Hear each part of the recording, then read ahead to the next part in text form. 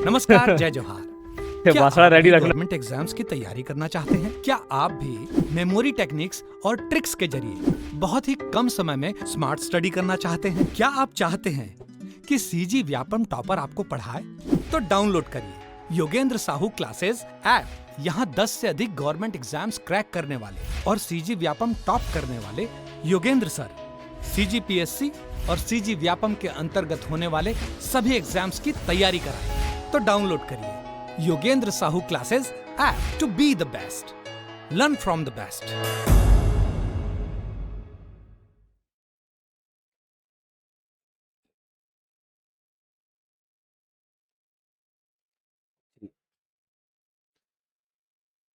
Hostel warden का जब notification आया था तो यूट्यूब में मैं एक सीरीज चालू किया था कंप्यूटर के लिए, खाटी क्वेश्चन सीरीज। ठीक, तो उसके अभी तक 5 पार्ट देखे। कुछ पार्ट में 40-40 क्वेश्चन किए, 5वें पार्ट में शायद 20 क्वेश्चन किए। अभी ये उसका 6वां लेक्चर है। इसमें भी 20 क्वेश्चन है, लेकिन क्वेश्चंस के लेवल काफ़ी अच्छे हैं। कुछ मॉडरेट लेवल के हैं, कुछ ईजी के हैं और कुछ अच्छे टफ हैं। हॉस्टल वार्डन के एग्जाम को देखते हुए टारगेट ये था कि मैथ्स में 25 में 25 और कंप्यूटर में 30 में 30 लाया जाए। इसका पीडीएफ आपको टेलीग्राम में मिल जाएगा। जो ऑनलाइन यूट्यूब में देख रहे हैं, टेलीग्राम चैनल का लिंक इसी नाम से है, योगेंद्र साहू क्लासेस नाम से टेलीग्राम में। एक साथ पुराने 5 लेक्चर के पीडीएफ भी भेज दूंगा, आप लोग भी डाउनलोड कर सकते हो और वीडियो को जरूर देख लेना। आप लोग को जो ऑफलाइन क्लास में करा रहा हूँ ऑब्जेक्टिव्स वो अलग है और जो ऑनलाइन कराया हूँ वो अलग है। दोनों मिला के बहुत ज़्यादा हो जाएगा तैयारी। ठीक है, फिर इससे ज़्यादा चार्ल्स बेबेज और एलन ट्यूरिंग को भी नहीं मालूम रहेगा। ठीक, चलिए शुरुआत करते हैं। पीडीएफ टेलीग्राम में मिल जाएगा आपको देखने को। पहला क्वेश्चन, कंप्यूटर पर दूरस्थ लॉगिन की सुविधा क्या है? What facilitates remote login on a computer, या कौन सा प्रोवाइड करता है? ये है कंप्यूटर पर दूरस्थ लॉगिन सुविधा कौन प्रोवाइड करता है, क्या है? तो what facilitate remote login on a computer. सबसे पहले रिमोट एरिया समझते हैं इसको समझने के लिए। रिमोट एरिया, रिमोट एरिया वो एरिया होता है जहां पहुंच पाना थोड़ा मुश्किल होता है, दूरस्थ इलाका। जैसे आपको दुर्ग से रायपुर जाना है, रायपुर से भिलाई जाना है, पहुंचने में कोई दिक्कत है क्या? नहीं। ठीक, कहीं भी निकलना हो, राजनांदगांव निकलना हो, आसपास कवर्धा, बस घर में थोड़ा झूठ बोलना पड़ेगा, बाकी आराम से जा सकते हो। लेकिन बस्तर के किसी जंगल में आप जा रहे हो, वो कैसा एरिया हो जाएगा? Remote area. ठीक है, सुकमा में जा रहे हो, बीजापुर में जा रहे हो, वो क्या एरिया हो गया? रिमोट एरिया हो गया। वहाँ हर जगह नहीं, बस कुछ जंगल में बीच में।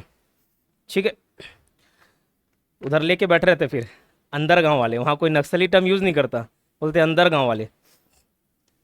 तो what facilitate remote login on computer. अब सोचो उस रिमोट एरिया में भी मेरे को नेट पहुंचाना है, इंटरनेट कनेक्शन की सुविधा उपलब्ध कराना है, तो किसके माध्यम से होगा? तो टेलनेट के माध्यम से। ठीक है, तो what facilitate remote login on a computer?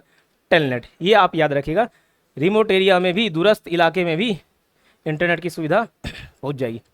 अब यहाँ पे कुछ और टर्म्स हैं, इसका आंसर तो टेलनेट हो गया। कुछ और टर्म्स है, उसका फुल फॉर्म आप याद रख लेना, एफटीपी, फाइल ट्रांसफर प्रोटोकॉल। इसका फुल फॉर्म कई बार पूछा गया, ध्यान रखना, file transfer protocol. HTTP, hyper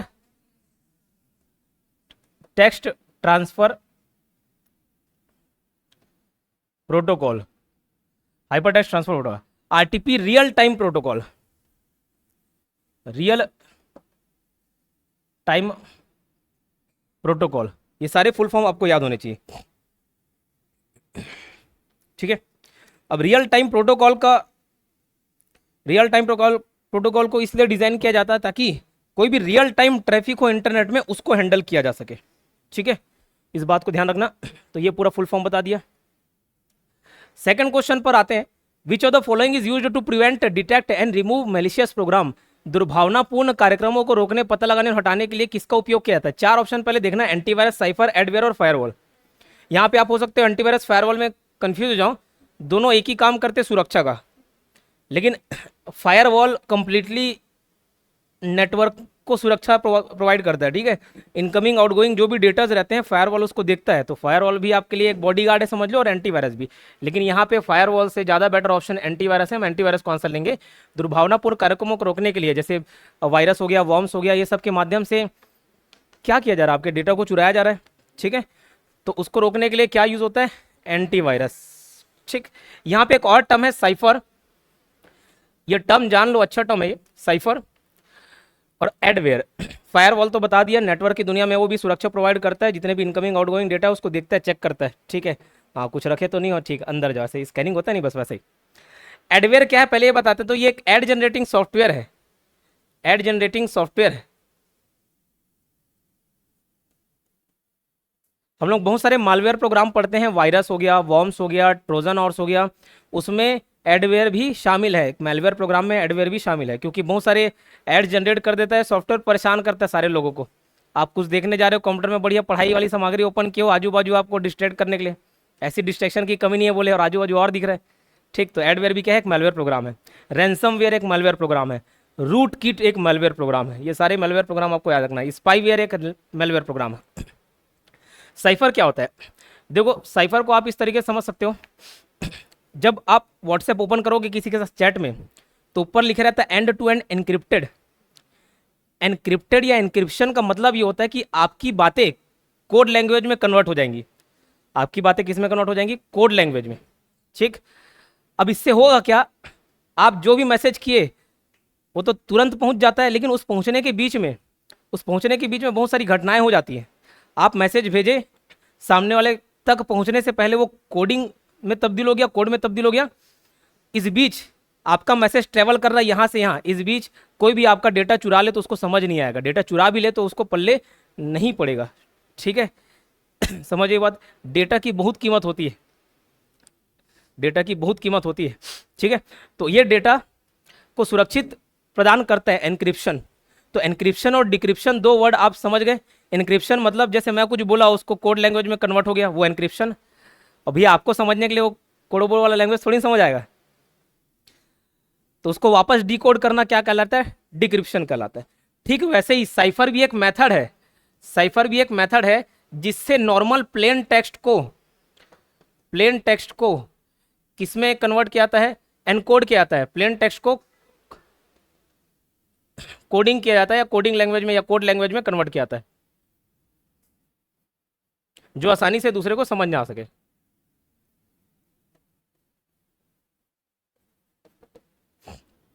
यही प्रक्रिया क्या कहलाती है, साइफर कहलाती है, ठीक है। जैसे मान के चलो मैं किसी को हेलो ही भेज दिया, हेलो, ठीक, हेलो भेज दिया, लेकिन हेलो तब्दील हो गया किसमें से, खूर में, खूर में। अब ये हेलो समझ आ जाएगा, अरे कितने बार बोला हाय हेलो मत भेजा करो, कोई दूसरा पकड़ ले मोबाइल तो, मतलब ठीक है, खूर भेज दिया।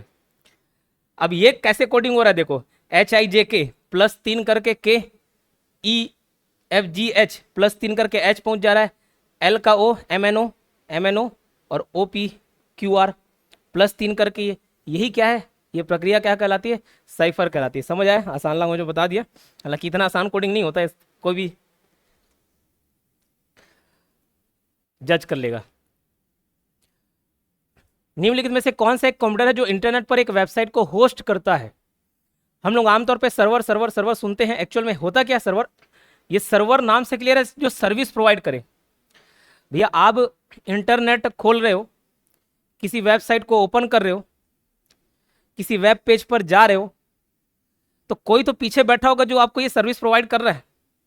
आप दुकान में सामान लेने जाते हो, तो वहां सामान देने के लिए कौन बैठा है, दुकानदार बैठा है, तभी तो सामान दे रहे, ठीक है। आप यहाँ पढ़ने आ रहे हो, आपको पढ़ाई का कंटेंट मिल रहा है, लेकिन देने वाला हम बैठे इधर। तो यही चीज वेब सर्वर की दुनिया में होता है। वेब सर्वर क्या है, कंप्यूटर है समझ लो, जो पूरे वेब पेज को कंटेन करके रखता है। मतलब वेब एक कंप्यूटर है जो क्या रखता है अपने पास, वेब पेज का संग्रह रखता है, और जरूरत पड़ने पर या मांगे जाने पर ये वेब पेज आपको प्रोवाइड करेगा, ठीक है। वेब पेज, तो वेब सर्वर एक कंप्यूटर ही है समझ लो, जो सारे वेब पेजेस का डेटा स्टोर करके रखा हुआ है। आप जैसी मांगे आपको ये सर्विस प्रोवाइड कर दिया, सर्वर सर्विस प्रोवाइड करे, ठीक। तो कौन सा कंप्यूटर है जो इंटरनेट पर एक वेबसाइट को होस्ट करता है। होस्ट करना मतलब जैसे कोई कार्यक्रम होस्ट करते हैं, आयोजन कराते हैं, जिसके साथ सारी चीजें हैं, आप आ रहे हो आपको दिखा रहे हैं, बस वैसे ही वेबसाइट को होस्ट करता है। आप किसी भी इंटरनेट की दुनिया में जाओगे तो वेबसाइट भी तो खोलोगे, और क्या खोलोगे। तो वेबसाइट को होस्ट करने का काम कौन करता है, वेब सर्वर करता है, ठीक है, क्लियर। चलिए answer web server, web server, ठीक। वेब पेज क्या है पूछा जाए, अगर वेब पेज क्या है तो ये एक हाइपर टेक्स्ट डॉक्यूमेंट है www में, वर्ल्ड वाइड वेब की दुनिया में ये एक हाइपर टेक्स्ट डॉक्यूमेंट है, इसको भी लिख लेना, ये हाइपर टेक्स्ट डॉक्यूमेंट है। पूछे वेब ब्राउजर क्या है, वेब ब्राउजर क्या है, इसको तो थ्योरी में हम लोग कवर किए थे, डिटेल में वेब ब्राउजर क्या है। तो ये एक एप्लीकेशन सॉफ्टवेयर है, एप्लीकेशन सॉफ्टवेयर है, सिस्टम सॉफ्टवेयर नहीं है, एप्लीकेशन सॉफ्टवेयर। सॉफ्टवेयर के 3 प्रकार होते हैं, सिस्टम, एप्लीकेशन और यूटिलिटी। सिस्टम में आपका विंडो, ओएस ये सब आ जाएगा, ऑपरेटिंग सिस्टम। फिर ये एक एप्लीकेशन सॉफ्टवेयर है जो आपको वेबसाइट को एक्सेस करने में मदद करता है।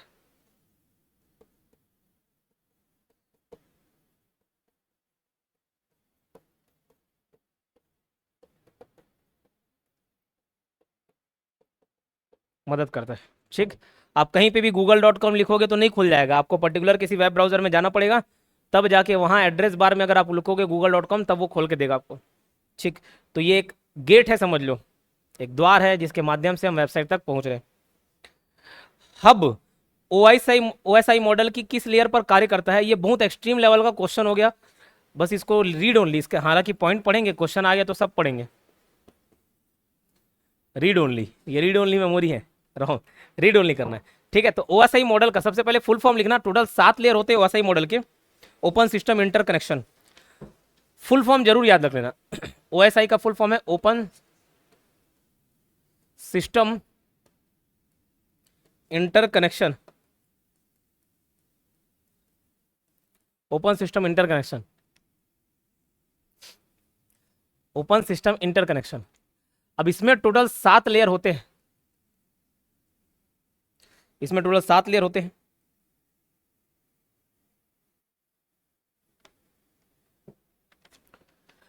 तो physical layer, data link layer, network layer, transport layer, इसके अलावा 5वां आप याद रखना सेशन लेयर, 5वां सेशन लेयर, 6वां प्रेजेंटेशन लेयर और 7वां एप्लीकेशन लेयर। इसका आंसर है फिजिकल लेयर। जब ओएसआई मॉडल की किस लेयर पर कार्य करता है, फिजिकल लेयर। तो 7 लेयर आप ध्यान रखिएगा, इसको बस एक बार रीड मार के छोड़ देना। ओएसआई का फुल फॉर्म जरूर याद रखिएगा, ओपन सिस्टम इंटरकनेक्शन।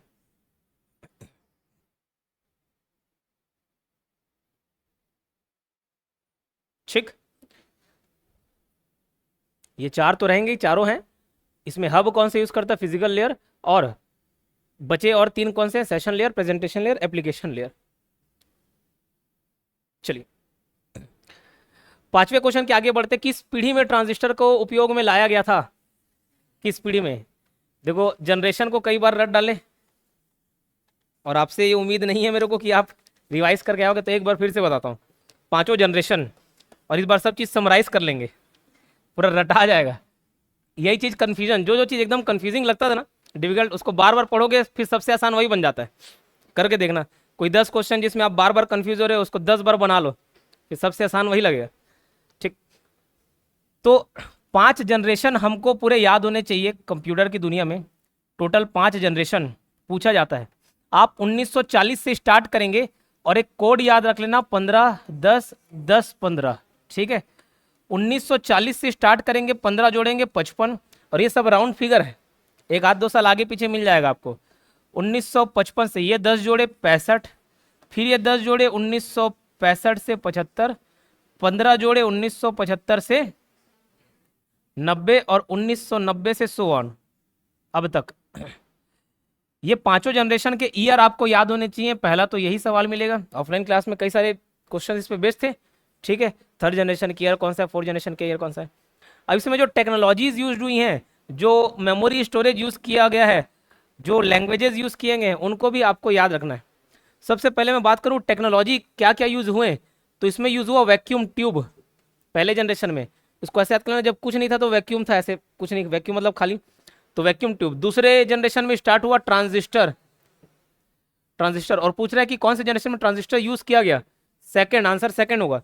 लेकिन ध्यान रखना, यहाँ पे आपको एक कंफ्यूजन हो सकता है, अगर जब आप आविष्कार की बात करें, ट्रांजिस्टर का आविष्कार देखोगे यार, ये तो 1947 में दिखा रहा है, तो ये तो पहले जनरेशन में होना चाहिए। नहीं, आविष्कार होना अलग चीज है, उसका उपयोग होना अलग चीज है। एग्जाम का नोटिफिकेशन आना अलग चीज है, एग्जाम होना अलग चीज है। ठीक है, बस वैसे ही ट्रांजिस्टर का उपयोग जनरेशन की बात करें तो सेकंड जनरेशन आप आंसर लोगे। थर्ड जनरेशन में किसका यूज किया गया? आईसी चिप और स्मॉल स्केल इंटीग्रेशन और MSI medium scale integration. Fourth generation में माइक्रो प्रोसेसर का उपयोग किया गया।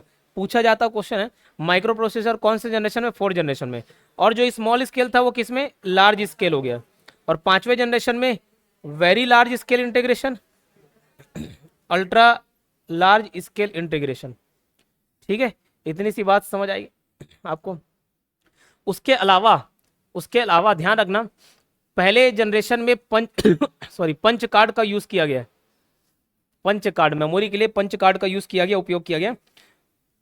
फिर इसमें मैग्नेटिक टेप, सेकंड जनरेशन में मैग्नेटिक टेप और मैग्नेटिक डिस्क, टी और डी लिख दे रहा हूं, मैग्नेटिक टेप और मैग्नेटिक डिस्क का उपयोग किया गया किसमें? सेकंड जनरेशन में। ठीक है, ये मेमोरी के लिए बस इतना याद रखिएगा, बाकी रैम रोम उसके बाद आए थर्ड फोर्थ में। अब लैंग्वेज की बात करें, पहले जनरेशन में मशीन लैंग्वेज का उपयोग किया गया, सेकंड जनरेशन में असेंबली लैंग्वेज, फिर थर्ड फोर्थ फिफ्थ में यहां से हाई लेवल लैंग्वेज का उपयोग होना चालू हो गया लो लेवल लैंग्वेज के साथ। तो थर्ड जनरेशन में हाई लेवल लैंग्वेज का उपयोग होना चालू हुआ है। ठीक है, और ध्यान रखना, इसको याद कैसे करोगे? थर्ड जनरेशन के हाई लेवल लैंग्वेज कल याद किया था, कबूतर जा जा जा, और नहीं जाएगी कबूतर तो कैसे बोला? जाना वो, ऐसा। ठीक है, तो कबूतर सी लैंग्वेज, सी प्लस प्लस, कबूतर दो से हो गया, जा जा से जावा, और जावा स्क्रिप्ट, और जाना वो से क्या है? Visual basic. ये थर्ड जनरेशन के हाई लेवल लैंग्वेजेस हैं, और भी बहुत सारे हैं, सब याद नहीं कर सकते आप, जो इंपॉर्टेंट है वो बता दिए। फिर ये कबूतर जाएगी कहाँ? अपने पति परमेश्वर के पास।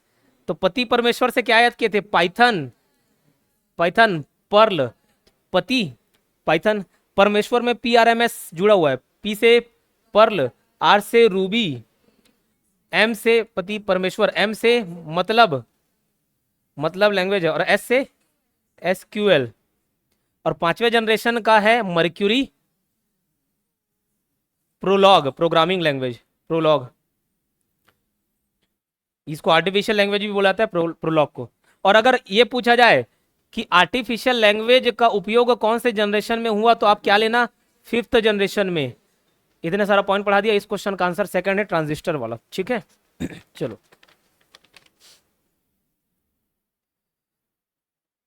छठवां question, system software is a set of program. Okay, system software एक सेट ऑफ प्रोग्राम होता है जो आपके कंप्यूटर हार्डवेयर डिवाइसेस और डैश सॉफ्टवेयर को एक साथ काम करने के लिए सक्षम बनाता है। ऑप्शन देखते साथ ही आप बता दोगे, मैनेजमेंट, प्रोसेसिंग, यूटिलिटी, एप्लीकेशन। कौन से सॉफ्टवेयर को? एप्लीकेशन सॉफ्टवेयर को। ओएस नहीं रहेगा तो कैसे एमएस वर्ड चलेगा? कंप्यूटर ओपन ही नहीं होगा तो कैसे एमएस वर्ड पे काम करोगे? कैसे एमएस एक्सेल पे काम करोगे? कैसे एमएस पावर पॉइंट पे काम करोगे? ठीक, तो इसके लिए क्या होना मांगता? ठीक, सिस्टम सॉफ्टवेयर होना मांगता। सिस्टम सॉफ्टवेयर रहेगा तो सारी चीज़ें कोऑर्डिनेटेड रहेंगी, हार्डवेयर डिवाइस हो कंप्यूटर का और सॉफ्टवेयर हो एप्लीकेशन सॉफ्टवेयर। इसका आंसर है डी, एप्लीकेशन। कौन सा लाइनक्स ऑपरेटिंग सिस्टम की मान्य विशेषता नहीं है? देखिए, हम लोगों के सिलेबस में ऐसे स्पष्ट तो बताया नहीं गया है, लेकिन व्यापम में आमतौर पे 4 प्रकार के ओएस के बारे में पूछा जाता है। ऑपरेटिंग सिस्टम तो बहुत सारे हैं, लेकिन जो आपको याद रखना है सबसे पहले MS DOS। MS DOS का फुल फॉर्म है माइक्रोसॉफ्ट डिस्क ऑपरेटिंग सिस्टम। ठीक, तो इसके बारे में बता रहा हूँ, 4 टोक आपको MS DOS, ये तो आप थ्योरी में पढ़ी चुके हो, है ना, सिस्टम सॉफ्टवेयर में पढ़े थे। MS DOS ऑपरेटिंग सिस्टम बहुत सारे, लेकिन 4 टोक को विशेष रूप से पूछा जाता है। MS DOS Microsoft disk operating system. ठीक है, इसके बारे में और क्या पूछा जाता है? एक सिंगल यूजर था, ये क्या था? सिंगल यूजर था, सिंगल यूजर था। ठीक है, सिंगल यूजर था। उसके अलावा ये CLI का फुल फॉर्म क्या देखे थे? Command line interface. CLI based था, कमांड लाइन इंटरफेस, मतलब आपको हर एक इंस्ट्रक्शन के लिए कमांड लिखने होंगे। आज आप मोबाइल या कंप्यूटर ओपन करते हैं, ये GUI बेस्ड है। GUI मतलब graphical user interface. WhatsApp icon पे बस क्लिक किए, वो खुल गया। लेकिन इसमें कुछ भी ओपन करना है, कुछ भी सेव करना है, कुछ भी काम करना है, सारे चीज के लिए क्या कमांड देना पड़ता है। तो CLI पर बेस्ड है। अपोजिट क्वेश्चन पूछा था, CLI बेस्ड पर कौन सा ऑपरेटिंग सिस्टम है? MS-DOS। इसी को ही TUI भी बोल देते हैं, टेक्स्ट यूजर इंटरफेस। इसी को ही GUI नहीं, CUI भी बोलते हैं, character user interface, character user interface. ठीक इसके विपरीत आज के हमारे कंप्यूटर सिस्टम है GUI, ग्राफिकल यूजर इंटरफेस। इतनी सारी चीजें याद रहेंगी। ठीक, MS-DOS याद रखना क्या मल्टीमीडिया को सपोर्ट करता है, नहीं करता। 3-4 ऑप्शन पूछ देना, जैसे ये कौन सा है कौन सा नहीं है, तो उसमें याद रखेगा। MS-DOS मल्टीमीडिया को सपोर्ट नहीं करता। मल्टीमीडिया मतलब टेक्स्ट, वीडियो, ऑडियो, ये सब देख रहे हो, फोटो, ये सब क्या है? मल्टीमीडिया है। खाली टेक्स्ट नहीं, बाकी सारी चीजें मल्टीमीडिया। तो ये कैसे मल्टीमीडिया सपोर्ट करता है? नहीं करता, जब ये सारे TUI और CUI बेस्ड हैं। इतना याद रहेगा। फिर ध्यान रखना दूसरा है माइक्रोसॉफ्ट। ठीक, अब माइक्रोसॉफ्ट के कितने सारे वर्जन, बहुत सारे वर्जन आए। 2007 वाला आया, 2009, 10 सब 1983 में लॉन्च हुआ, 1985 से चालू हुआ था। तो माइक्रोसॉफ्ट का MS का जो पहला MS विंडोज, माइक्रोसॉफ्ट के विंडोज है ना, MS विंडोज। तो ये लॉन्च कब हुआ पूछा जाए तो 1983 में लॉन्च हुआ था। पहला वर्जन कब आया? 1985 में। मतलब विंडो 1.0 कब आया? 1985। जस्ट 2 साल बाद, मतलब 1987 में 2.0। फिर 3 साल बाद 3.0 आया, मतलब 1990 में। ऐसे लाइन से MS विंडोज के आपको ईयर याद रखने होंगे। 95 वाला 95 में आया, 98 वाला 98 में आया, बाकी सब अलग अलग टाइम में आया, उसको आप याद रखना है। 2000 वाला 2000 में, और उसी समय मिलियन एडिशन भी आया। तो MS विंडोज के बारे में डिटेल में पूछा जाता है। फिर ध्यान रखना यूनिक्स के बारे में पूछा जाता है। और चौथा है लाइनक्स के बारे में। हालांकि लाइनक्स एक यूनिक्स पर बेस्ड ही ऑपरेटिंग सिस्टम है, यूनिक्स के हिसाब से ही ऑपरेटिंग सिस्टम है लाइनक्स, लेकिन अलग से स्पेसिफिकली पूछा जाता है। MS-DOS, माइक्रोसॉफ्ट विंडो और यूनिक्स, ये तीनों के बारे में एक कॉमन विशेषता है, तीनों के तीनों क्लोज्ड ऑपरेटिंग सिस्टम है। क्लोज्ड कहने का तात्पर्य है ये सारे पेड वर्जन है, फोकट में आपको नहीं मिलेंगे। लेकिन लाइनक्स एक ओपन सोर्स ऑपरेटिंग सिस्टम है। ओपन सोर्स कहने का तात्पर्य है ये फ्री वाला है, ये ओपन सोर्स, ये क्लोज्ड सोर्स, ये ओपन सोर्स। ठीक है, लाइनक्स भी एक यूनिक्स बेस्ड ही ऑपरेटिंग सिस्टम है। यूनिक्स के बारे में याद रख लिए, क्लोज्ड है। ये तीन, इसके अंतर्गत 3 चीजें होती हैं, 3 चीजें होती हैं, याद रखना। यूनिक्स किस पर बेस्ड नहीं है, ये पूछा गया क्वेश्चन है। ठीक है, तो किस पर बेस्ड है वो तो मालूम कर लो। एक है कर्नल, दूसरा क्या है? शेल, और तीसरा कौन सा? प्रोग्राम। ये 3 चीजों पर बेस्ड है यूनिक्स, कर्नल, शेल और प्रोग्राम। तीनों का सिस्टम सॉफ्टवेयर में बताया हुआ। कर्नल क्या काम करता है? तो किसके किसके बीच ब्रिज का काम करता है? हार्डवेयर और सॉफ्टवेयर के बीच ब्रिज का काम करता है। ठीक है, हार्डवेयर और सॉफ्टवेयर के बीच ब्रिज का काम करता है। शेल यूजर और कर्नल के बीच। ठीक, कर्नल अगर देखें, कर्नल हार्डवेयर और सॉफ्टवेयर के बीच ब्रिज का काम कर रहा है। शेल यूजर और कर्नल के बीच ब्रिज का काम कर रहा है, और बाकी सब काम कौन कर रहा है? प्रोग्राम कर रहा है। ठीक है, इतनी सी बात रहेगी। अब लाइनक्स किस पर बेस्ड है पूछे तो लाइनक्स केवल और केवल कर्नल पर बेस्ड है, केवल और केवल कर्नल पर बेस्ड ऑपरेटिंग सिस्टम लाइनक्स। इतनी सारी चीजें याद कर लिए। ठीक है, अब जो इस लाइनक्स की जिक्र हो रही है, लाइनक्स के बारे में क्या खास बात है, इतना ध्यान रख लिए। लाइनक्स एक याद रखना मल्टी प्रोग्रामिंग ऑपरेटिंग सिस्टम है। Linux multi user operating system है, एक बार में कई सारे यूजर काम कर सकते हो। Linux multi tasking operating system है। Multi programming, multi user, multi tasking. लेकिन लाइनक्स क्या नहीं है? रियल टाइम ऑपरेटिंग सिस्टम नहीं है। ठीक है, रियल टाइम ऑपरेटिंग सिस्टम नहीं है। अब रियल टाइम ऑपरेटिंग सिस्टम को समझाने से पहले मैं 3 बातें आपको बताना चाहता हूं, तो शायद समझ आ जाए, और वो भी पूछे जाने वाले क्वेश्चंस हैं। ये लिख लिए, देखो 3 प्रकार के टाइम मैं आपको बता रहा हूं, 3 टाइप के प्रकार। जैसे एक होता है रेस्पॉन्स टाइम,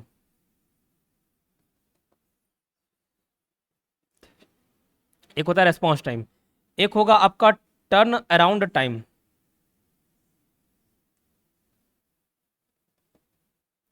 और एक होता है थ्रूपुट टाइम। इसको हिंदी में भी ऐसे ही याद रखना पड़ेगा, थ्रूपुट टाइम। और तीनों इंपॉर्टेंट है और कंफ्यूजिंग है, इसको ध्यान रखना। एकदम आसान लैंग्वेज में आपको समझाता हूँ, रियल लाइफ एग्जांपल देके।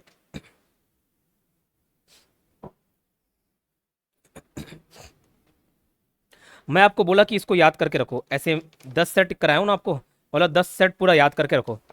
अब 10 सेट बोलूंगा और याद हो जाएगा क्या? नहीं, याद करना चालू करोगे। मैं अभी बोला कितना बज रहा है, 8:30 बज रहा है, मैं बोला अभी पूरे 10 के 10 सेट याद करो। आप बोले जी सर बोल के पढ़ना चालू किए पहले सेट से। आपकी पहली प्रतिक्रिया कब आई? जब आप पहला पेज पढ़ना चालू कर दिए।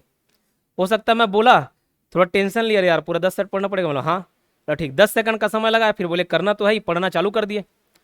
तो मैं आपको कुछ काम करने बोला, आपको इनपुट दिया और आप चालू किए, रेस्पॉन्स दिए, रिएक्ट किए, उसके बीच में कितना समय लग गया? 10 सेकंड।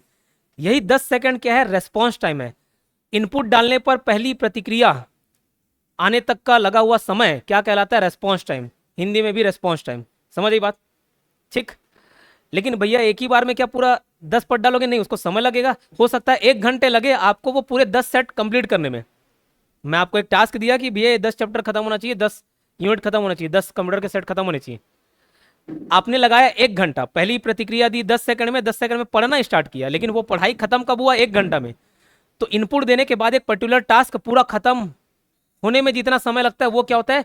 Turn around time. क्या होता है? Turn around time. इतना क्लियर? और थ्रूपुट मतलब ये पहला रिएक्शन का, शॉर्ट फॉर्म में लिखना तो पहला रेस्पॉन्स या रिएक्शन आने में लगा समय। टर्न अराउंड टाइम क्या है? एक टास्क को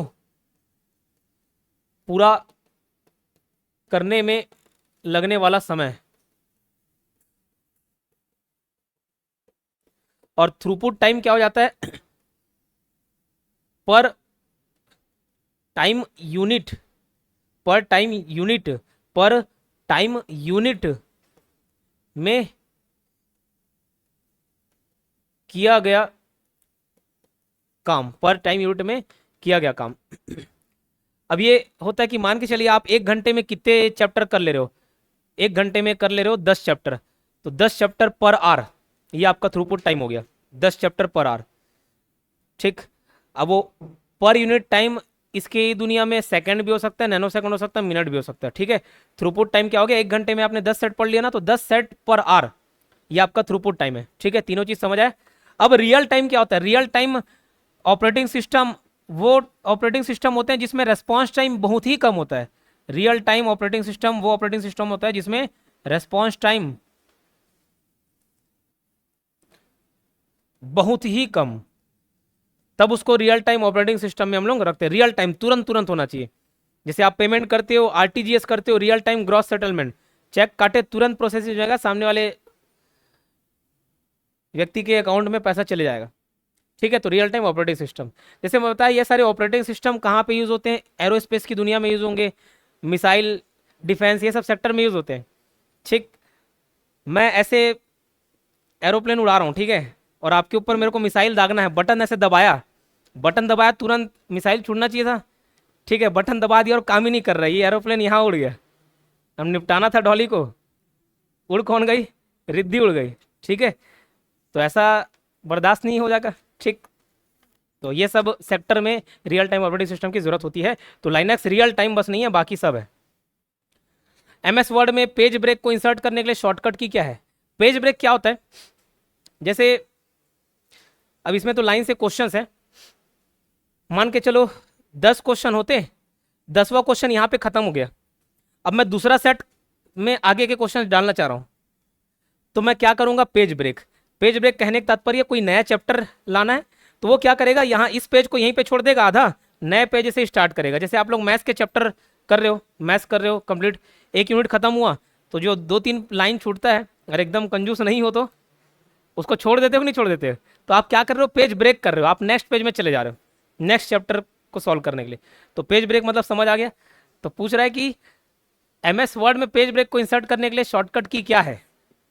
कंट्रोल प्लस एंटर। ठीक है, कंट्रोल प्लस एंटर। एंटर खाली दबाओगे तो क्या होगा? अगले लाइन में चले जाएगा एंटर दबाने से। स्पेस बार दबाओगे, एक स्पेस आगे खिसकेगा, एंटर दबाओगे नीचे आ जाएगा। कंट्रोल प्लस एंटर करोगे पेज ब्रेक हो जाएगा, किसमें, MS वर्ड में, ठीक है, याद रहेगा MS वर्ड में, कंट्रोल प्लस एंटर, ठीक। 9वां question, which of the following is not a valid IPv4 address, ठीक। IP का फुल फॉर्म पहले तो आप याद रखना, इंटरनेट प्रोटोकॉल। इतने सारे ऑब्जेक्टिव कराने के बाद फायदा ये होगा कि जब आप किताब उठाएंगे या जब मेरा नोट्स उठाएंगे, कुछ भी पढ़ने के लिए उठाएंगे ना, तो ऑब्जेक्टिव क्वेश्चंस में कई चीज इतनी बार आ चुकी रहेंगी कि वो एकदम कंठस्थ हो जा रहेगा। तो आप जब पहली पहली बार किसी चीज को पढ़ते हो तो टेंशन लगता है, लेकिन पहले से उसका जिक्र हुआ रहता है तो आसानी से वो चीज़ कवर हो जाती, ठीक। तो उतना बर्डन नहीं लगेगा, फेमिलियर लगेंगी सारी चीज़ें। इंटरनेट प्रोटोकॉल, इंटरनेट प्रोटोकॉल, अब इंटरनेट प्रोटोकॉल के दो अलग अलग वर्जन है, एक है IPv4 और एक है IPv6।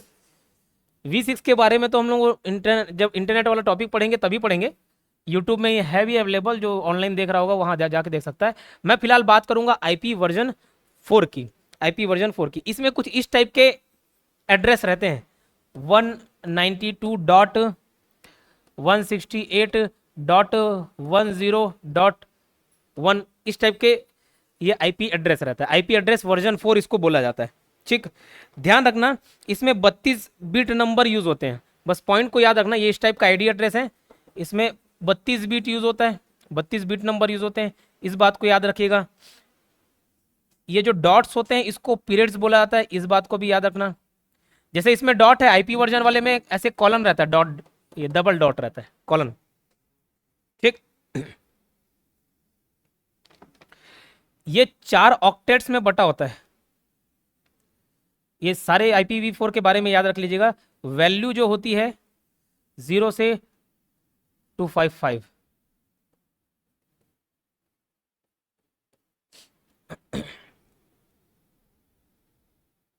अब इस बात को समझते हैं। ये IP एड्रेस वर्जन 4 है, ये जो डॉट डॉट डॉट दिख रहा है ना, इसको हम लोग डॉट ही बोलते हैं, और एक और नाम इसका दिया था पीरियड्स। तो IP एड्रेस में अलग अलग ऑक्टेट को कौन डिवाइड करता है, पीरियड्स डिवाइड करता है या डॉट अलग करता है, यहाँ पे कॉलन डिवाइड करेगा, ठीक है। इस डॉट्स को क्या बोले, पीरियड्स बोले। ये याद रखना, ये 32 बिट नंबर यूज करता है, इसको ऐसे याद कर लो, देखो ये 4 ठोक अलग अलग डॉट हो गए, खंड हो गए, और ऑक्टेट बोलते हैं 8 × 4 32, ऐसे याद रख सकते हो, ठीक।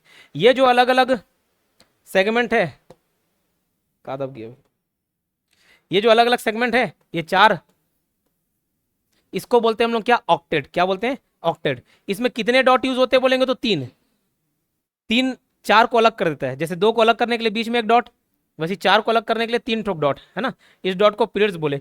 इनकी वैल्यू ध्यान रखना है, जो 192 है, ये 168 है, ये आपको 300 देखने को नहीं मिलेगा।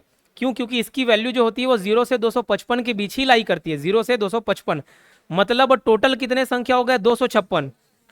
1 से 255 बोलता तो 255 ही होता है, लेकिन 0 से 255 बोल रहा हूं तो 256, तो टोटल वैल्यूज कितनी है, 256।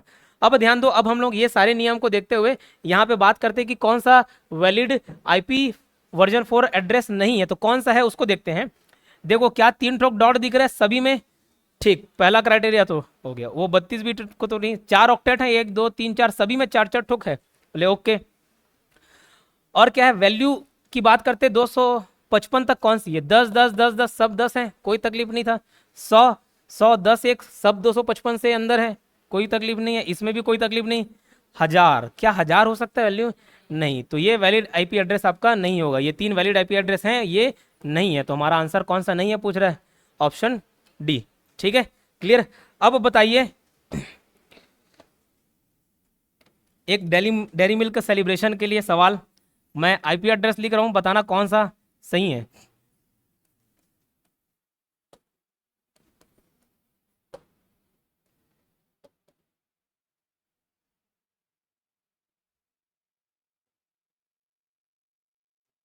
बताइएगा ना, कौन सा है कौन सा नहीं है।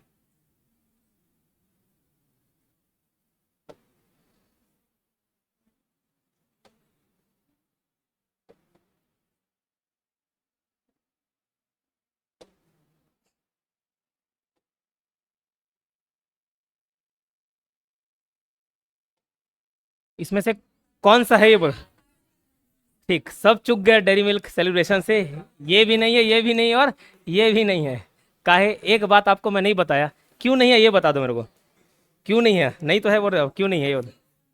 हाँ, ये जो 0 1 है ना, एक्चुअल में कोई भी अंक जीरो जो है लीडिंग डिजिट नहीं होता, लीडिंग मतलब 1 0 लिखोगे चलेगा, 0 1 नहीं लिखना, तो एक क्राइटेरिया ये भी है, याद रहेगा।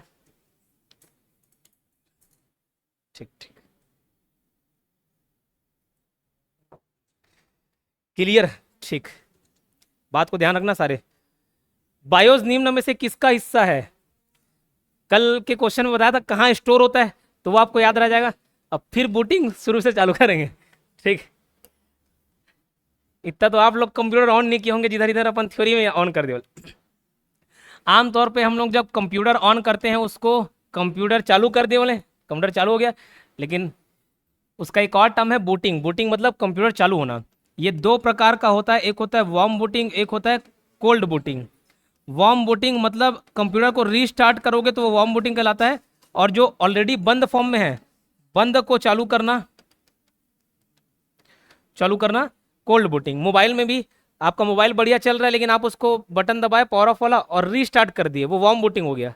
और स्विच ऑफ करके रखे हो, अब अचानक से चालू करना है, अब चालू किया तो वो क्या हो जाएगा, कोल्ड बूटिंग। इतनी सी बात क्लियर। बूटिंग का टेक्निकल टर्म एक्चुअल में क्या होता है, बूटिंग कंप्यूटर चालू होना, इसका टेक्निकल टर्म में परिभाषा ये है कि जो ऑपरेटिंग सिस्टम है वो रैम में लोड होता है। ऑपरेटिंग सिस्टम रैम में लोड होने का प्रोसेस क्या कहलाता है, बूटिंग कहलाता है, ऑपरेटिंग सिस्टम का। क्योंकि कंप्यूटर बिना ऑपरेटिंग सिस्टम के नहीं चलेगा। जैसे आपके कंप्यूटर में मान के चलो MS विंडोज़ हैं, तो MS विंडोज़ का रैम में लोड होना ताकि फिर वो आगे काम कर सके, प्रोसेस कर सके, ये प्रोसेस क्या कहलाएगा, बूटिंग कहलाएगा। किसी ऑपरेटिंग सिस्टम का रैम में लोड होना क्या कहलाता है, बूटिंग कहलाता है, ठीक है। अब ध्यान रखिए, जैसे ही ये बूटिंग प्रक्रिया होती है, एक सिस्टम एक्टिवेट होता है जिसका नाम है BIOS, basic input output system. वो बायोस का फुल फॉर्म है बेसिक इनपुट आउटपुट सिस्टम। और ये बायोस एक टेस्ट कंडक्ट कराता है जिसका नाम है post, power on self test, इसका full form basic input output system. Basic input output system ये एक टेस्ट कंडक्ट कराता है पावर ऑन, क्या है पूछे तो भैया ये बताना। पोस्ट मतलब सारे कंप्यूटर के पुर्जे काम कर रहे कि नहीं कर रहे, अंदर बाहर, ये टेस्ट यही चीज चेक करता है, post power on self test. इतनी सी बात आपको समझ आई, ठीक है। अब ध्यान रखना, ये जो बायोस एक्टिवेट है ये कहाँ से आ जाएगा, ये ऑपरेटिंग सिस्टम से अलग है, ये बायोस कहाँ से आ जाएगा, तो ध्यान रखना ये बायोस स्टोर रहता है रोम में। ये बायोस स्टोर रहता है कहाँ पे, रोम में। रोम में क्यों स्टोर करके रखते हैं, क्योंकि रोम एक नॉन वोलाटाइल मेमोरी है, मतलब परमानेंट मेमोरी है, स्थायी मेमोरी है। तो रैम में लोड कर देंगे तो भैया उड़ जाएगा। तो बायोस कहाँ स्टोर रहता है, अगर एक क्वेश्चन पूछा जाए तो क्या बताओगे, रोम बताओगे। तो अब ये क्वेश्चन का जवाब आप क्या देंगे कि BIOS is a part of which of the following, क्या बोलोगे, रोम। अब रोम के कुछ उदाहरण, बायोस वाले रोम के कुछ उदाहरण ये लिख लेना। एग्जांपल, रोम बायोस, ये भी बायोस का हिस्सा है, बायोस, PC बायोस, और एक होता है सिस्टम बायोस। ये तीनों के तीनों क्या है, बायोस है।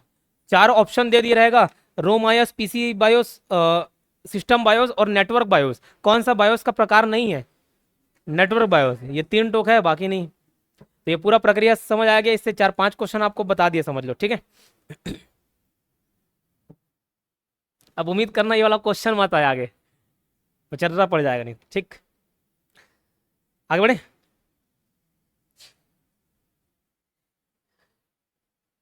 इस स्लाइड में या इस क्वेश्चन में सबसे इंपॉर्टेंट पार्ट यही है, ठीक है। तो जो ऑनलाइन देख रहे हैं, जिनको इनकी जानकारी नहीं, अगर आपको हॉस्टल वार्डन का कोर्स परचेस करना है, हॉस्टल वार्डन की तैयारी करनी है, तो हमारे एप्लीकेशन योगेन साहू क्लासेस में जाके डाउनलोड करके ये कोर्स परचेस कर सकते हो, ठीक। शुरुआत में कुछ स्टूडेंट्स के लिए हम फीस को 4000 से काट के 1499 में अवेलेबल करा रहे हैं। इसमें आपको रिकॉर्डेड वीडियोज़ मिलेंगे और PDF नोट्स रहेगा, साथ ही ये बहुत सारे टेस्ट सीरीज हैं, ज्वाइन कर सकते हो। आते हैं 11वें क्वेश्चन पर। MS एक्सेल में डिफॉल्ट फॉन्ट कौन सा होता है, कैलिबरी होता है रे, कोई खोल के देखे होगे तो, CV रमन यूनिवर्सिटी वाले, ठीक। देखो, जब आप ओपन MS एक्सेल हो गया, MS वर्ड हो गया, ये भी एरियल और सेंचुरी का तो नहीं पता, कैलिबरी और टाइम्स न्यू रोमन, ये जो लिखा हुआ है ना टाइम्स न्यू रोमन में, तो कैलिबरी और टाइम्स न्यू रोमन ये सब अंग्रेजी में लिखाते हैं, लिखाएगा तो अंग्रेजी में ही, बाय डिफॉल्ट आपका कृतिदेव सेट नहीं रहेगा, जैसे आपको हिंदी में टाइप करना है तो ये पूछ रहे हैं, जब ये आप एम एस एक्सेल खोलेंगे तो ध्यान रखना, एम एस एक्सेल खोलोगे तो जो बाय डिफ़ॉल्ट, डिफ़ॉल्ट मतलब पहले से आप सेट नहीं कर रहे हो, पहले से, ठीक। तो बाय डिफ़ॉल्ट ये कौन से फॉन्ट में रहता है, तो कैलिबरी में। और फॉन्ट साइज क्या होता है बाय डिफ़ॉल्ट पूछे, फॉन्ट पूछे बाय डिफ़ॉल्ट तो कैलिबरी, कल मैं 12 बता दिया था 11 रहता है। और फॉन्ट साइज पूछे तो 11, ठीक। 12 भी रहता है, बताया हूँ तो गलत नहीं बताया, 12 भी रहता है, लेकिन 12 एमएस में नहीं रहता, वो किस में रहेगा, मैक में, मैकिंटोश एप्पल वाला, ठीक है। 12 किस में रहता है, मैक में। आप आमतौर पे क्या यूज़ करते हो, विंडोज़ वाला यूज़ करते हो, ठीक। ठीक है, याद रहेगा कैलिबरी, ठीक। क्या याद रखना, कैलिबरी, ये फॉन्ट का प्रकार एक ठोक, जैसे पूछते ना का साग बने होती है ना यहाँ, आलू बरी, तो आलू बरी की बहन क्या है, काली बरी, ठीक। 12वां क्वेश्चन देखते हैं, एमएस पावर पॉइंट में स्लाइड्स का डिफॉल्ट ओरिएंटेशन क्या होता है, पोर्ट्रेट, लैंड, पहले तो पोर्ट्रेट और लैंडस्केप क्या है ये बताओ, बोल, ठीक है। ये देखो, हाँ, ये जो है ये कौन सा मोड है, और इधर पीछे से मैं आंसर भी देख लिया बोल जा। ठीक, ये मोड है जो पोर्ट्रेट मोड है, ऐसा खड़ी वाला, ठीक। जैसे आपकी किताबें रहती है एक खड़ी फॉर्मेट में रहती है ना, सारी चीज़ें ऐसी पलट पलट के देखते हो, ये पढ़ते हो, ठीक। तो ये पोर्ट्रेट मोड हो गया, इसी को लेटा दोगे तो ये लैंडस्केप मोड हो जाता है। जैसे टीवी, जैसे ये कैसा है, लैंडस्केप मोड है, ऐसा थोड़ी ना है, ठीक। मैं कौन से मोड पे हूँ, लैंडस्केप की पोर्ट्रेट, पोर्ट्रेट, ये टीवी स्क्रीन, ये लैंडस्केप है, ठीक। तो पावर पॉइंट स्लाइड में आमतौर पर डिफॉल्ट ओरिएंटेशन क्या होता है, लैंडस्केप। जो यूट्यूब में आप जैसे वीडियोस देखते हैं ना, स्लाइड भी वैसे ही रहते हैं 16:9 का फॉर्मेट के हिसाब से। तो इसका आंसर याद रखिएगा, पावर पॉइंट में स्लाइड का डिफॉल्ट ओरिएंटेशन क्या होता है, लैंडस्केप। ये ओरिएंटेशन, ये पेज ओरिएंटेशन है, पोर्ट्रेट और लैंडस्केप ना एक प्रकार के पेज ओरिएंटेशन है, कि भैया पेज निकलेगा कैसे, पेज ओरिएंटेशन, उसमें डिफॉल्ट ओरिएंटेशन क्या रहता है, लैंडस्केप। उसको आपको चेंज करना कर सकते हो।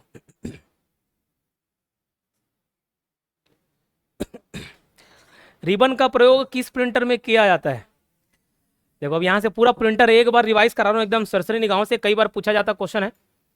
प्रिंटर को 2 भागों में बांटा जाता है, 2 आधार पर। एक होता है प्रिंट करने की क्षमता के हिसाब से, कैपेसिटी के हिसाब से, और एक होता है तरीके, प्रिंटिंग, ठीक है, way of printing. Way of printing में मतलब प्रिंट करने की तरीके के हिसाब से देखा जाए तो 2 भागों में बांटा जाता है, इम्पैक्ट, नॉन इम्पैक्ट। सीधी सिंपल एक बात याद रखना, नॉन इम्पैक्ट प्रिंटर के 3 ठोक उदाहरण है, उसको याद रखना, लेजर लाइट से याद रखना, और लाइट की स्पेलिंग है LIT। तो L से याद रखिएगा लेजर, I से याद रखना इंकजेट, और T से याद रखिएगा थर्मल। T से क्या याद रखना, थर्मल, लेजर, इंकजेट और थर्मल, लेजर, इंकजेट, थर्मल। इसके अलावा जो भी प्रिंटर मिलेगा सारे के सारे कैसे प्रिंटर मिलेंगे, इम्पैक्ट प्रिंटर। जो भी प्रिंटर मिले कैसे प्रिंटर मिलेंगे, इम्पैक्ट प्रिंटर, याद रहेगा। अब तीनों का मैं मैकेनिज्म एक बार बता दे रहा हूँ, ये तो नॉन इम्पैक्ट और इम्पैक्ट हो गया, तो आपको समझ आ जाएगा कि रिबन का प्रयोग किस प्रिंटर में क्या आता है। लेजर प्रिंटर में लेजर बीम का यूज करते हैं, लेजर प्रिंटर में लेजर बीम का यूज करते हैं। इंकजेट प्रिंटर में इंक का यूज करते हैं। लेकिन ध्यान रखना, जैसे डॉट मैट्रिक्स सब में तो इंक रहेगा ही, लेकिन ऐसे टच कर करके नहीं, वो छिड़कता है। बोले सर छिड़केगा तो फैल जाएगा, नहीं फैलता नहीं है, आयनाइज्ड इंक रहता है। मतलब जहाँ पे जिस डॉट में अगर को चकना है, काला करना है, तो वही काला होगा, आगे पीछे का नहीं होगा, ठीक है। इंकजेट में छोटे छोटे जेट नोजल्स रहते हैं, जेट नोजल्स एकदम छोटे छोटे बारीक, लगभग 64 नोजल से इंक स्प्रे होता है रिक्वायरमेंट के हिसाब से, और बिना पेज को छुए वो प्रिंट कर देता है। थर्मल में क्या होता है, थर्मल में पहले से जो पेपर हैं उसमें कुछ केमिकल लगे रहते हैं जो कि हीट के प्रभाव से काला हो जाता है, ठीक। तो अगर हमको थर्मल प्रिंटर के माध्यम से प्रिंट करना है और जिस जगह प्रिंट करना है तो उस पर्टिकुलर जगह में हीट प्रोड्यूस किया जाता है, और उसके वजह से वहाँ पे पोर्शन काला हो जाएगा। अभी यहाँ पे ऐसे लाइटर से जलाऊँ तो काला हो जाएगा कि नहीं हो जाएगा, हो जाएगा, काला लाल सब हो जाएगा, बस वैसे ही, ठीक। केमिकल लगे रहता है, जहाँ पे हीट प्रोड्यूस किए वहाँ पे काला हो जाता है। आमतौर पे देखना जो स्वाइप मशीन रहता है, जैसे पेट्रोल डलाओगे, कुछ खरीदोगे, तो कार्ड है, बोले credit card, debit card, swipe कर रहे हो तो जो निकल के आता है बिल, वो थर्मल प्रिंटर है। समझ आई बात, थर्मल प्रिंट है, क्लियर। तो इसका मैकेनिज्म बता दिया। उसके अलावा इम्पैक्ट प्रिंटर में सोचो, इम्पैक्ट प्रिंटर में जब छू छू के प्रिंट करेगा तो उसमें क्या चीज़ होनी चाहिए, कोई ना कोई इंक से भीगा हुआ रिबन होगा, ड्राइव बेल्ट होगा। तो जब भी रिबन या उससे मिलते जुलते टर्म्स आए, वो याद रखना, वो सारे के सारे किस में रहेंगे, इम्पैक्ट प्रिंटर में रहेंगे। इम्पैक्ट प्रिंटर कोई सा भी हो, सब में वैसी रिबन या उससे मिलते जुलते टेक्निक ही यूज होंगे। अब ये बताओ रिबन का प्रयोग किस प्रिंटर में किया जाता है, डॉट मैट्रिक्स। प्लॉटर, एक्चुअल में प्लॉटर प्रिंटिंग करने का ही काम करता है, प्लॉटर प्रिंटिंग करने का ही काम करता है, लेकिन ये नॉर्मल पेज प्रिंट करने का काम नहीं है। जैसे हम लोग बैनर होर्डिंग ये सब लगाते हैं ना, तो प्लॉटर से निकलता है, बड़े बड़े प्रिंट, फ्लैक्स वगैरह, ठीक, ध्यान रहेगी बात। अब अगर ये पूछा जाए कि इतने सारे प्रिंटर में सबसे बेहतरीन क्वालिटी का प्रिंट कौन देता है, तो याद रखना लेजर प्रिंटर। लेकिन वो ऑप्शन तब लोगे जब ऑप्शन प्लॉटर ना रहे। अगर प्लॉटर रहे तो क्या लोगे आंसर, प्लॉटर लेना। सबसे हाई क्वालिटी प्रिंट कौन करता है, प्लॉटर करता है। अगर प्लॉटर ऑप्शन में रहे तो, नहीं रहेगा तो क्या लोगे, लेजर रहेगा। कैपेसिटी, क्षमता के हिसाब से इन्हीं सब प्रिंटर को 3 भागों में बांटा गया है। एक कैरेक्टर, दूसरा लाइन और तीसरा पेज प्रिंटर। पेज प्रिंटर को तो एक ही उदाहरण है लेजर, एक बार में पूरा पेज प्रिंट हो जाता है लेजर प्रिंटर। कैरेक्टर का रखना CDDT, dot matrix daisy wheel thermal. Line printer का BCD के से याद रखना बैंड चेन ड्रम, ठीक है, बैंड चेन ड्रम। तो लेजर प्रिंटर का सॉरी रिबन का प्रयोग किस प्रिंटर में किया जाता है, dot matrix. Which of the following is true, यहाँ पे एक्चुअली 2 स्टेटमेंट ट्रू हैं, लेकिन हमको एक सेलेक्ट करना हो तो हम क्या सेलेक्ट करेंगे। देखो बहुत सारे स्टेटमेंट दिए, सारे के सारे ना रैम से संबंधित हैं। रैम का फुल फॉर्म होता है रैंडम एक्सेस मेमोरी। ये एक प्रकार का प्राइमरी मेमोरी है। क्या है, प्राइमरी मेमोरी है, प्राथमिक मेमोरी। प्राइमरी मेमोरी उन मेमोरी को बोला जाता है जो सीपीयू से डायरेक्टली कनेक्टेड रहते हैं और प्रोसेसिंग में हेल्प करते हैं। ये क्या है, प्राथमिक मेमोरी है, प्राइमरी मेमोरी। सारे प्राइमरी मेमोरी एक प्रकार से टेम्पररी मेमोरी होते हैं, या बोल सकते हो वोलाटाइल होते हैं। टेम्पररी मेमोरी होते हैं या फिर वोलाटाइल मेमोरी होते हैं। कहने का तात्पर्य ये अस्थायी रहते हैं, अस्थायी मेमोरी होते हैं, अस्थायी मेमोरी रहते हैं, जिनमें से रैम भी अस्थायी होगा। लेकिन रैम के 2 प्रकार हैं, एक होता है डी रैम और एक होता है एस रैम, डायनेमिक रैम और स्टैटिक रैम। इसमें स्टैटिक रैम को कहीं कहीं जगह याद रखना, इसको स्थायी मान लिया जाता है और कई जगह फिर अस्थायी मानते हैं। स्टैटिक का मतलब ही होता है जो चेंज ना हो, ठीक है। तो ऑप्शन के हिसाब से आप आंसर लेंगे, है ना। अब फिलहाल यहाँ पे देखो एस रैम और डी रैम दोनों रैंडम एक्सेस मेमोरी है जी, बिल्कुल, ये 2 प्रकार तो बता रहा हूँ, ये आंसर सही हो गया। और इस ऑप्शन को क्यों नहीं लिया, हालांकि ये भी सही है। अगर डी ऑप्शन रहता ना, ए और बी दोनों सही है, तो आप ए और बी दोनों सही को मान लेते, लेकिन हमको इसमें से एक को चुनाव करना है। कभी कभार गलत और सही में चुनाव ना करके 2 सही में से चुनना पड़ जाता है, वो ज़्यादा तकलीफ रहता है। जो 2 गलत में 2 सही में चुनना हो तो इसका आंसर ए है। ये भी सही है काफ़ी हद तक, ठीक है, क्योंकि एक नॉन वोलाटाइल मेमोरी है। वोलाटाइल ना होकर नॉन वोलाटाइल, नॉन वोलाटाइल मतलब परमानेंट मेमोरी। ध्यान रखिए बात। इसमें याद रखिएगा एस रैम की स्पीड ज़्यादा होती है, तो एस में स्पीड है तो ये ज़्यादा स्पीड रहता है डी रैम से। तो डी रैम और एस रैम में स्पीड किसकी ज़्यादा होगी, एस रैम की। एस रैम से एस से सिंगल याद रखना, इसमें एक ही कंपोनेंट यूज होता है, सिंगल कंपोनेंट यूज होता है जिसका नाम है ट्रांजिस्टर। डी रैम से डबल याद करना, इसमें डबल कंपोनेंट यूज होता है, ट्रांजिस्टर और कैपेसिटर दोनों, ट्रांजिस्टर और कैपेसिटर दोनों, ठीक है, क्लियर। तो इसमें 3 बातें 4 बातें हैं, क्या सही है, पहला वाला सही है, लेकिन ये भी सही है, काफी हद तक बता दिया। DRAM is faster than SRAM, no, SRAM faster है किससे, डी रैम से। एस रैम को पीरियोडिक रिफ्रेशिंग की जरूरत पड़ती नहीं, एस रैम को नहीं पड़ती, डी रैम को पड़ती है, इस पॉइंट को भी याद रखना। एक्सेल में 2 सेल A1 और A2 को एक साथ जोड़ने के लिए आप निम्न सूत्र का उपयोग कर सकते हैं। देखो सबसे पहले कुछ भी फॉर्मूला लगाना रहता है तो याद रखिएगा, एक्सेल में कभी भी फॉर्मूला लगाना है तो आपको इक्वल टू साइन लगाना पड़ेगा, उसके बिना काम नहीं पड़ेगा, ठीक है। इक्वल टू लगाओगे तब काम आपका बनेगा, इक्वल टू लगाने। अब आपको एडिशन करना है, सम करना है, तो ध्यान रखना उसके 2 तरीके हैं। जैसे ये हो गया आपका एक्सेल सेल, ये ABCD और ऐसे ये 1 2 3 4 5 ऐसे, ये मेरे को ऐड करना है C4 C5 C6, C4 C5 और C6, ये ऐड करना है। 2 तरीके हो सकते हैं, या तो मैं इक्वल टू लगाऊं C4 plus C5 plus C6 ये ऐड कर लूं, या दूसरा तरीका एक फॉर्मूला लगा दूं सम। ऐड करने के लिए ऐड ना करके सम लगाते हैं, सम का मतलब भी होता है ऐड करना, एडिशन का मतलब भी होता है ऐड करना, लेकिन ये कंफ्यूजन होता है। एक्सेल में ऐड यूज नहीं होता, ऐड फंक्शन नहीं होता, क्या फंक्शन होता है, सम फंक्शन यूज करना, ठीक है।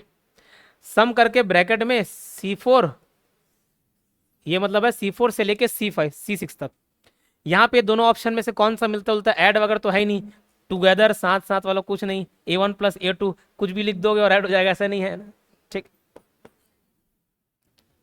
Equal to A1 plus A2। लेकिन ये कब बन जाता है, जब 2 3 4 सेल ऐड करने हो। इसको करना था 3 ठोक लिख दिया, क्या दिक्कत, लेकिन मेरे को C4 से C60 ऐड करना होता अब, तब तो ये काम करता ना, ठीक है, ध्यान रहे। 16वां क्वेश्चन देखते हैं। एक्सेल वर्कशीट में सक्रिय सेल की सामग्री डैश में प्रदर्शित होती है। आपको एक एक्सेल फॉर्मेट खोल के ही दिखाते हैं, उसमें बताते हैं आपको। और नेम बार,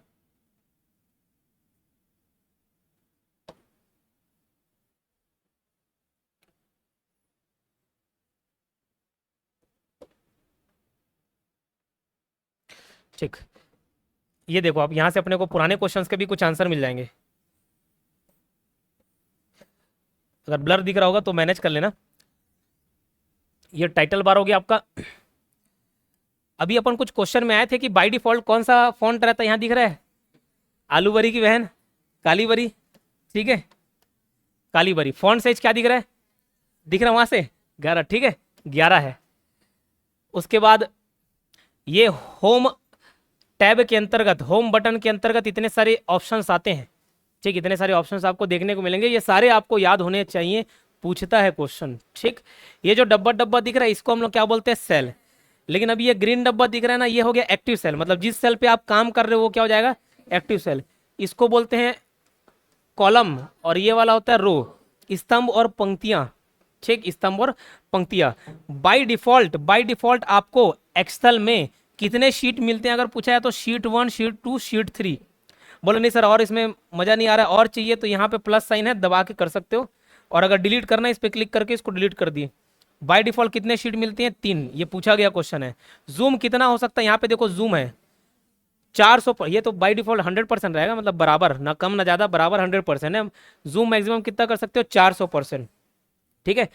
ये जो दिख रहा है ये डब्बा, ये है name box.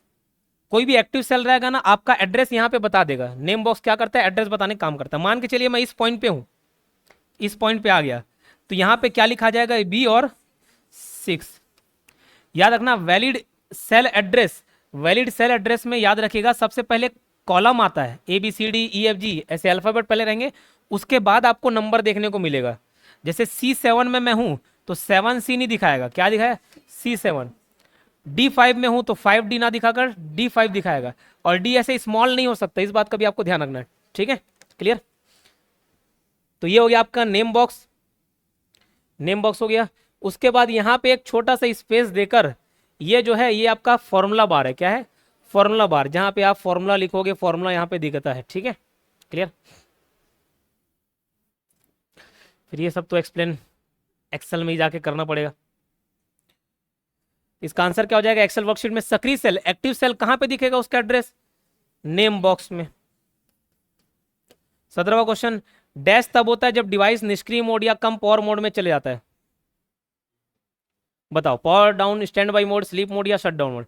Dash is when the device goes into a passive mode और लो पावर मोड। बताइए, पावर डाउन तो जैसे कुछ नहीं होता, शट डाउन होता है एक, है ना, एक होता है स्टैंड बाई मोड और एक होता है स्लीप मोड। बताओ तीनों में क्या आंसर होगा, निष्क्रिय मोड या कम पावर मोड। अरे शट डाउन में तो कोई पावर नहीं हो गया, फिर बंद कर दिया क्या बिजली खर्चा होगा, ठीक है।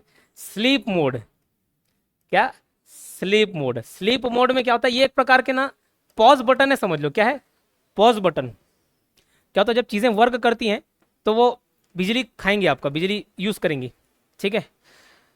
लेकिन आप उसको स्लीप मोड में डाल दो तो सारे फंक्शन वहीं के वहीं रुक जाएंगे, एक प्रकार से पॉज हो जाएंगे। फिर आप स्लीप मोड हटाएंगे, तुरंत वापस से काम करना चालू, फिर से बिजली लेगा। तो ऐसा नहीं कि खपत नहीं होता, उसको वहाँ पे पॉज रखे रहने में भी बिजली यूज होता है, ठीक, समझ आया, आपका बैटरी डाउन होगा। तो स्लीप मोड एक पावर सेविंग मोड है। स्लीप मोड क्या है, पावर सेविंग मोड है, बिजली बचाने के लिए यूज किया जाता है। हाल ही में खोज को दोहराने के लिए शॉर्टकट कीज क्या है, ओके। Ctrl+N से क्या दबेगा, आपका क्या होगा, एक नया फाइल ओपन हो जाएगा, ठीक है।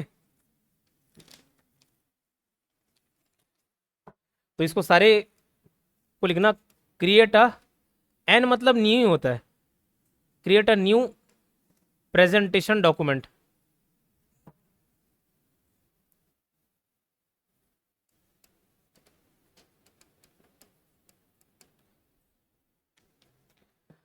ये होता है to repeat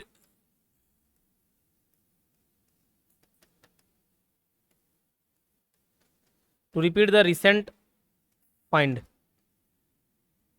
alt plus F2 या खाली दबाओगे F12, F12 या खाली F12 दबा दिए या ऑल्ट प्लस F2 दबा दिए तो ये हाँ सेव एस डायलॉग बॉक्स खोलता है। Open the save as dialog box.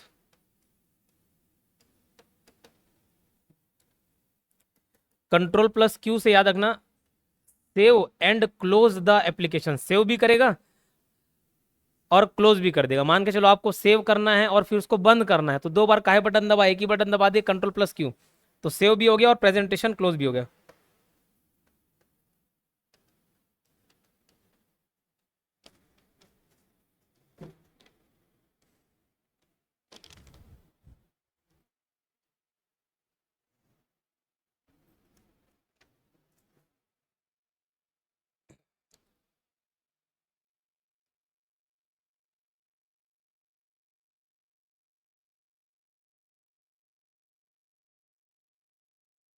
Power point का है ये जो शिफ्ट प्लस F4 है, ये ज़्यादातर एक्सेल में यूज होता है। बाकी ये नया प्रेजेंटेशन फाइल पावर पॉइंट का हो गया। प्रेजेंटेशन न्यू, न्यू बस को याद रखना। अब अगर आप MS वर्ड में खोलोगे तो वो MS डॉक्यूमेंट फाइल खोल देगा, पावर पॉइंट में प्रेजेंटेशन फाइल खोल देगा। ये open the save as dialog box, ये सब में लगभग कॉमन ही रहता है। ये प्रेजेंटेशन लिखा है, प्रेजेंटेशन मतलब पावर पॉइंट, प्रेजेंटेशन जहाँ शब्द आ गया power point. Shift plus F4 ये ज़्यादातर एक्सेल में यूज होता है, ज़्यादातर एक्सेल में यूज होता है कि उसमें डब्बे डब्बे करके बहुत सारे डेटा यूज होते हैं। अब पूछे तो बता देता हूँ। जैसे रिजल्ट आता है, अगर आपको रोल नंबर याद नहीं है तो आप नाम से चेक करोगे, ठीक। कभी कभार सर्च किए कि मेरा सिलेक्शन हुआ है कि नहीं हुआ है, नाम लिखिए, अच्छा ठीक है, क्या नाम, प्रवीण करके नाम दिए। अब प्रवीण नाम के आप ही थोड़ी होंगे, बहुत सारे लोग प्रवीण होंगे, लेकिन देखते साथ खुश हो गए, अरे यार मैं हो गया सेलेक्ट बोल के ढिंडोरा पीट दिया, गलत है, ठीक। तो प्रवीण प्रवीण करके बहुत सारा रिजल्ट दिखा देते ना, देखना 1 ऑफ 112 मतलब 112 ऐसे सर्च रिजल्ट मिले जिसका नाम प्रवीण है, उसमें से एक ठोक ये दिखा रहा है।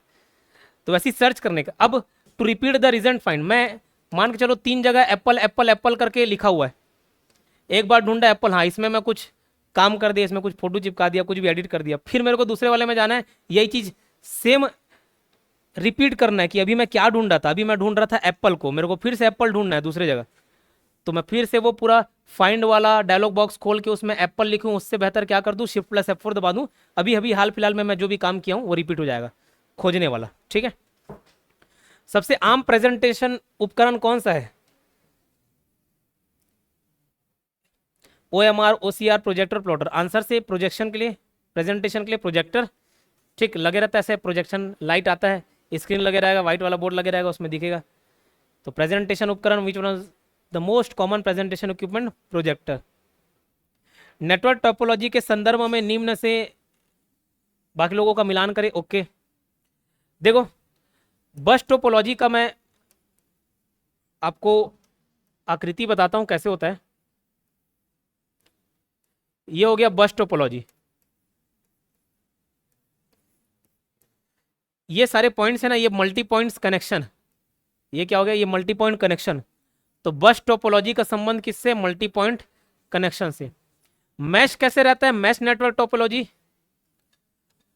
कोई भी कहीं से भी किसी से भी जुड़ा हुआ है, ये इससे ये इससे ये इससे ये इससे ये इससे, सब एक दूसरे से, ठीक। ये क्या हो गया, मैश हो गया। तो मैश बल्क वायरिंग।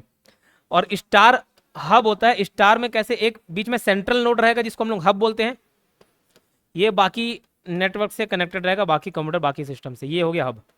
तो स्टार वाला क्या हो गया, हब। ये टोटल 20 क्वेश्चन थे खाटी क्वेश्चन सीरीज का, ये 6वां पार्ट है, इससे पहले 5 पार्ट है और उसको भी आपको देखना चाहिए। PDF आपको कहाँ मिलेंगे, टेलीग्राम में। ऑनलाइन जो देख रहे हैं अगर सेशन पसंद आया होगा तो चैनल सब्सक्राइब कर सकते हो, ठीक।